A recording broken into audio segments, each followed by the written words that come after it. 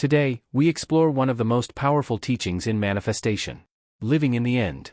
This principle lies at the very heart of Neville Goddard's message and has transformed the lives of countless people who have learned to apply it. But what does it really mean to live in the end? Most people believe manifestation is about wishing, hoping, or waiting for something to happen. Living in the end is completely different. It means mentally and emotionally occupying the state of the person who already has what they desire. Not someday. Not in the future. But now.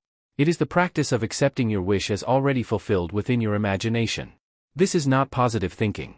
It is not pretending. It is not forcing yourself to believe something. It is the quiet assumption that your desire is already a reality in consciousness. Neville taught that consciousness is the only reality. The world you experience is constantly reflecting the state you occupy within. If you change your state, you change your reality. Everything begins there. So how do you live in the end? The first step is clarity. Know exactly what you want.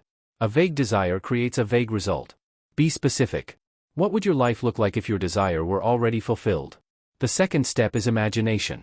Create a simple scene that implies your desire has already become a fact. Perhaps a friend congratulates you. Perhaps you see your name on a contract. Perhaps you look at your bank account with gratitude. The scene should be short, clear, and easy to repeat. The third step is feeling.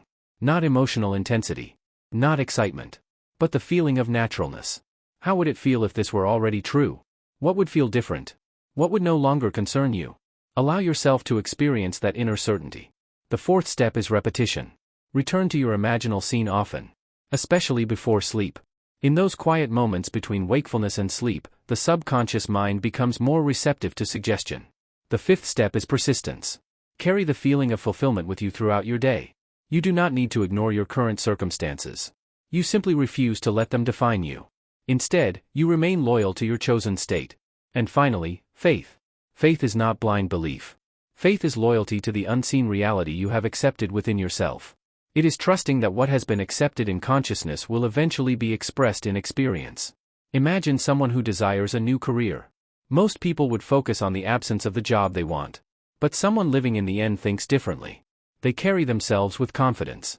They learn new skills. They speak about their future with certainty. Not because they are pretending, but because internally, they have already accepted the identity of the person they wish to become. And little by little, reality begins to reorganize around that assumption. Opportunities appear. Connections emerge. Doors begin to open. Not through force, but through alignment. Living in the end is not passive. It is an active choice. A decision to occupy the state of your wish fulfilled regardless of appearances. It requires imagination. It requires faith. It requires persistence. But above all, it requires acceptance. The acceptance that what you desire is already alive within you. Remember, your imagination is not fantasy. It is the creative power of consciousness itself. What you consistently accept as true within eventually becomes true in your experience.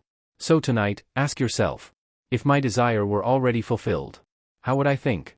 How would I feel? Who would I be? And then, as Neville taught, dare to live from that state. Because the reality you seek begins within.